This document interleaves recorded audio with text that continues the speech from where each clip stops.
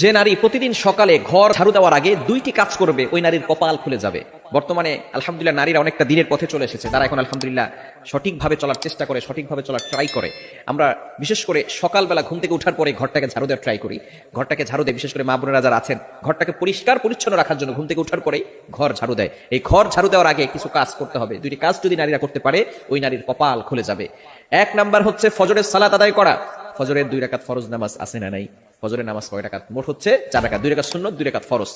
নবীজি সাল্লাল্লাহু আলাইহি সাল্লাম জানিয়ে দিয়েছেন, সহিহ মুসলিম শরীফের হাদিস, যে ব্যক্তি ফজরের 2 রাকাত ফজরের নামাজ আদায় করবে, আল্লাহ পাক রব্বুল আলামিন তাকে জিম্মায় নিয়ে নেবেন। ওই ব্যক্তিকে দুনিয়ার কোনো শত্রু কোনো ক্ষতি করতে পারবে না। আল্লাহ পাক রব্বুল আলামিন নিজে পরের দিন ফজর পর্যন্ত তাকে হেফাজত করতে থাকবে। আল্লাহ পাক রব্বুল আলামিন তার জিম্মাদার হয়ে যাবেন। আমরা অনেকে সকালবেলা ঘুম থেকে উঠেই নামাজ না পড়ে ঘর ঝাড়ু দেই। ঘর ঝাড়ু দেন, তাতে কোনো আপত্তি নাই, পরিষ্কার পরিচ্ছন্ন থাকা ভালো। আত্মহুরু শাত্রুল ঈমান, পবিত্রতা হচ্ছে ঈমানের অঙ্গ।